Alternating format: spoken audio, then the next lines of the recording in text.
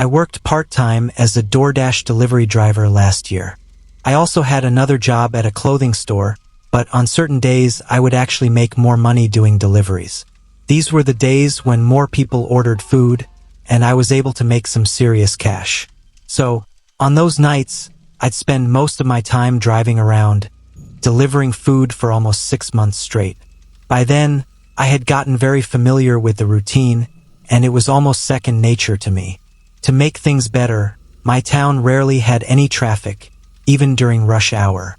It was a calm place, and I could always get around quickly. One evening, it was just a regular night of deliveries. I had picked up a large order from a fancy restaurant and started making my way to the customer's house. Big, expensive orders were always the best ones to handle. They paid more, and they didn't require any extra effort compared to smaller orders. Felt like a bonus, really. I pulled into the neighborhood of large homes, which made sense considering the size of the order and the fancy restaurant. It was a very forested area, with most of the houses hidden behind long driveways that snaked through the trees. The customer's house wasn't too far into the neighborhood, though, just a couple of minutes down the road. Normally, I'd park on the side of the street and walk up to the front door, but with driveways like these, I decided it would make more sense to just drive down them. The houses were so far from the street, but as soon as I turned onto the driveway, I slammed on my brakes. There, blocking the entrance, was a chain, held up by 2 pillars on either side of the driveway. I had seen chains like these before, but I had rarely seen one actually connected. I figured they had just forgotten to undo it, so I got out of my car to deal with it. As I walked over to the pillar on the right side, I noticed something that stopped me cold. There was a lock on it, requiring a key to remove it.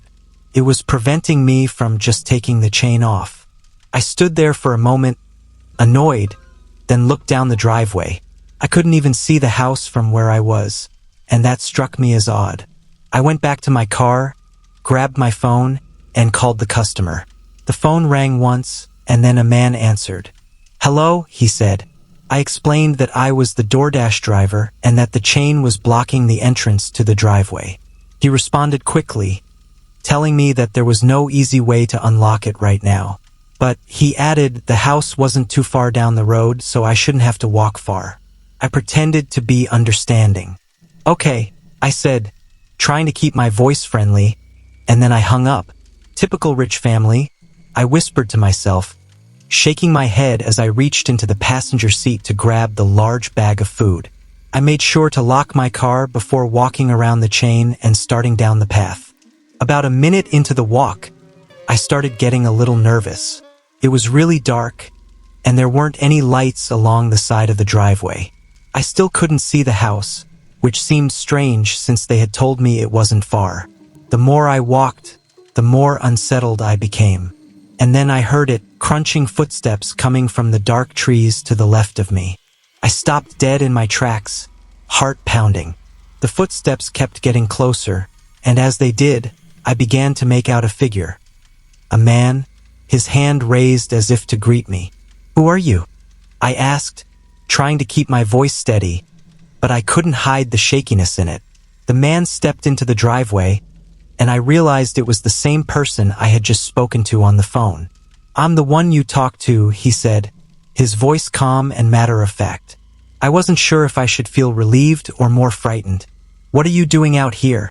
I asked, keeping my distance. He took a step forward, and then explained that the driveway took a sharp turn up ahead. Apparently, there was a shortcut through the trees, and he had figured he'd meet me halfway since it was a long walk for me. The whole situation didn't sit right. He had told me on the phone that the walk wasn't long, but now he was saying it was. It didn't make sense, and I could feel my anxiety rising. The man stood a few feet away from me, his hand extended toward the bag of food. I hesitated before stepping forward and handing it over. "Thank you," he said, then turned to head back the way he came. But then he stopped. He turned back to face me. "I forgot to bring your cash tip," he said, looking me straight in the eyes. Something about the way he said it made the hair on the back of my neck stand up. I felt an icy chill crawl over me. "Don't worry about it," I said, my voice tight.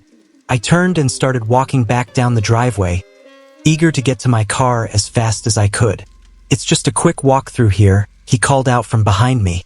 "If you want, I can drive you back to your car once I give you your tip." I didn't respond. I just kept walking faster, my steps echoing in the dark silence around me. A few seconds later, I heard leaves crunching as the man stepped back into the trees. I didn't dare look back. When I finally reached my car, I practically jumped inside and drove off quickly, my heart still racing. I ended my deliveries for the night as soon as I could, the unsettling feeling of that encounter sticking with me. Later that night, when I got home, I reported the incident to the police, just in case. The operator assured me they would send an officer to talk to the residents of the house. A few hours later, I got a call from an officer. He explained that he had talked to the people living in the house, but they had no idea what he was talking about. They hadn't ordered anything for delivery. I don't know if the residents were lying or if something else was going on, but that experience has stayed with me. It was disturbing in ways I still don't fully understand, and it's made me far more cautious whenever I do deliveries at night.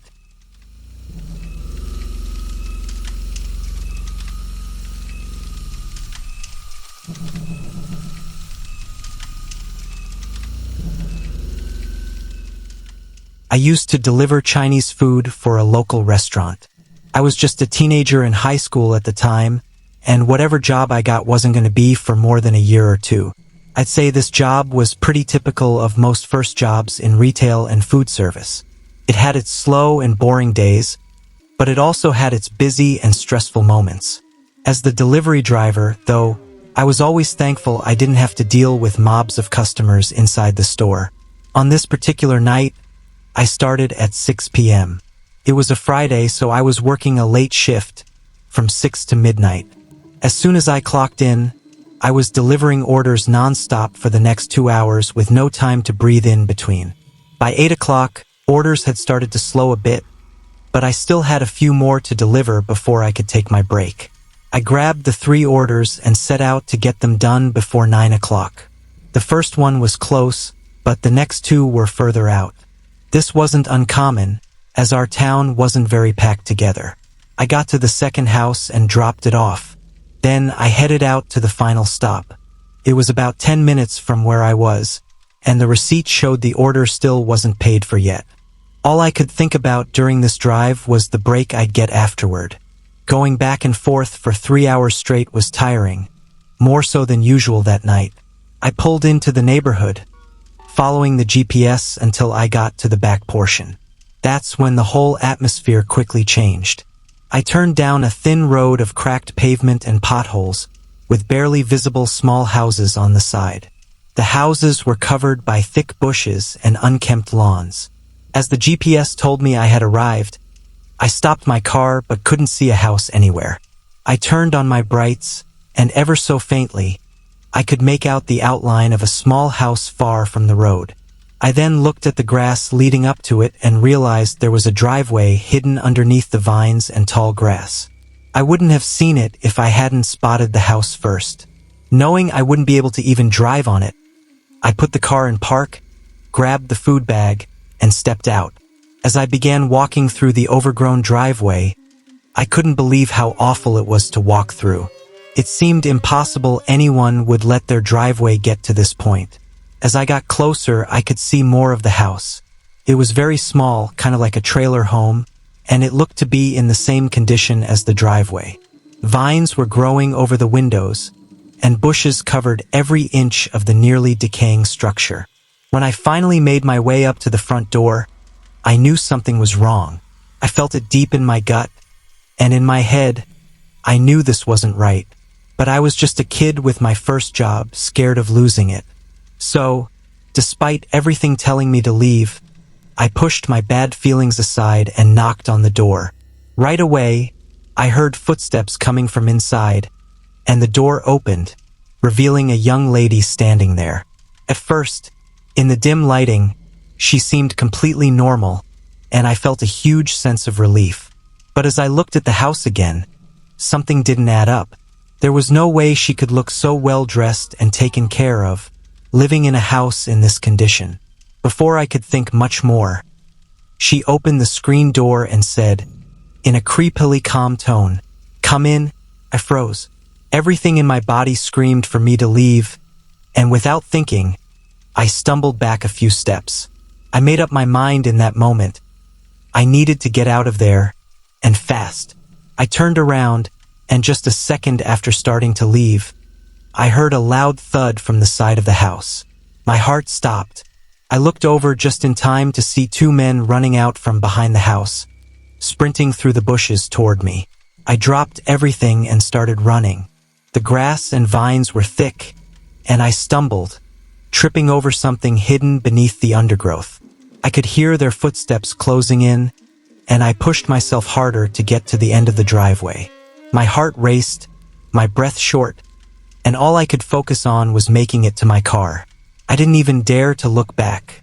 When I finally reached my car, I slammed my door shut, turned the key in the ignition, and sped off. The men stopped abruptly and ran back toward the bushes where they came from. My entire body was shaking from the adrenaline. I drove as fast as I could, heading back to the restaurant. As soon as I could, I called my boss to let him know what happened. He was understanding and urged me to call the police to report it. I was relieved he didn't care about the order at all, just my safety. Looking back, I realized how fortunate I was. The police interviewed both me and my boss and conducted a full investigation. Ultimately, they were unable to find any trace of the people or the property I had been on. However, it turned out the land I was on was actually state-owned, and the trespassing sign at the beginning of the road had been dug up and thrown into the tall grass. Their intentions are unknown, but the most obvious conclusion is chilling. I just hope nobody else has to go through what I did. And if they do, I hope they can be as lucky as I was to get away.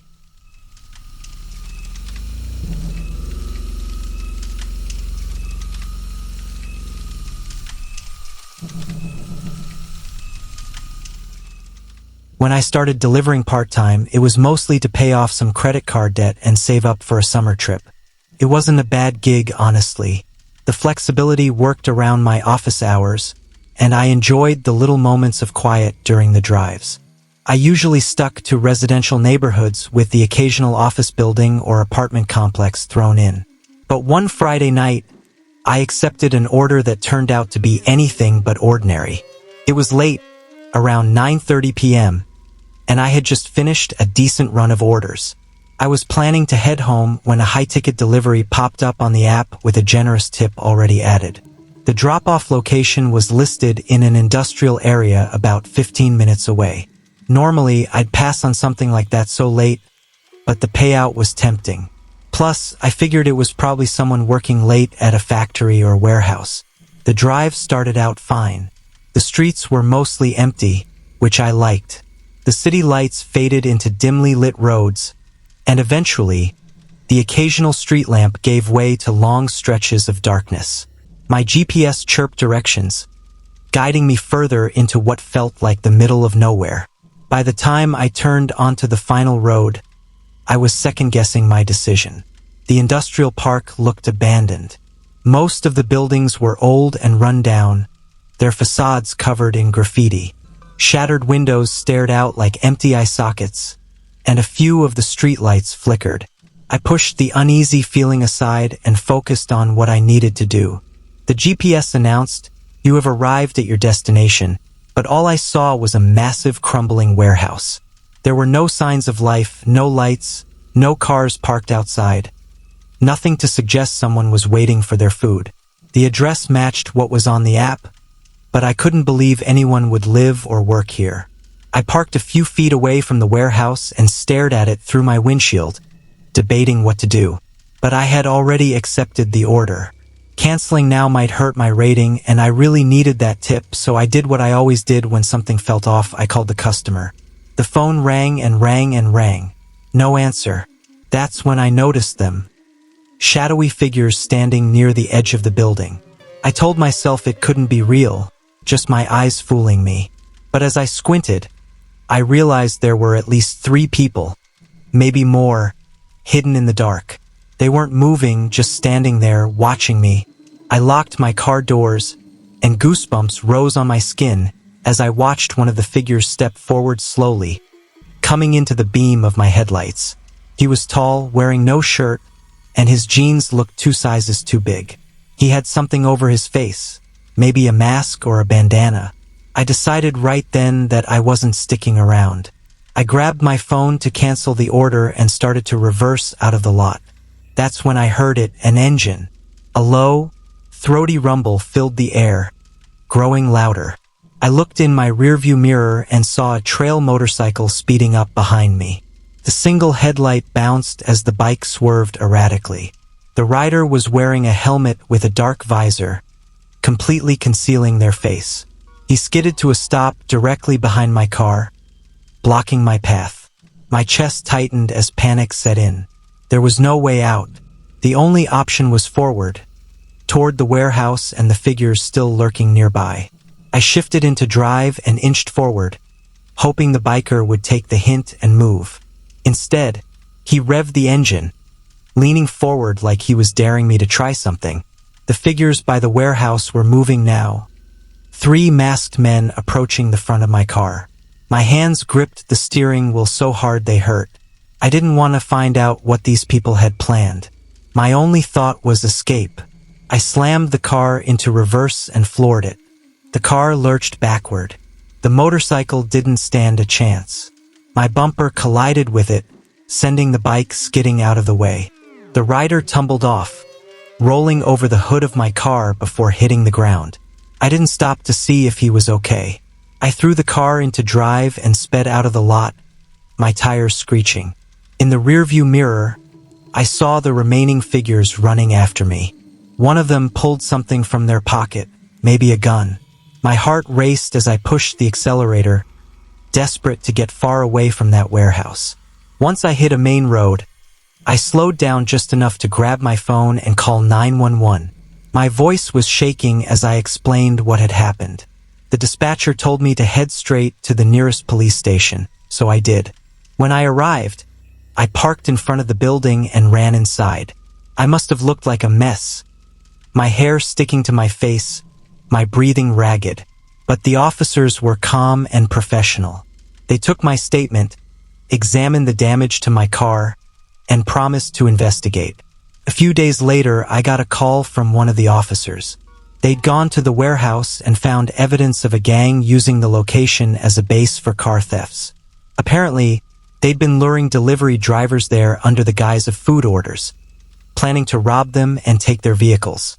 The officer commended me for my quick thinking, but it didn't feel like a victory. I couldn't stop replaying the incident in my head. What might have happened if I'd hesitated? If I'd stepped out of the car? If I hadn't been able to escape? Fixing my car was another blow. The damage from hitting the motorcycle wasn't cheap, and I ended up dipping into the money I'd saved from months of deliveries to cover the repairs. It stung to watch that hard-earned cash disappear, but I kept reminding myself of one thing.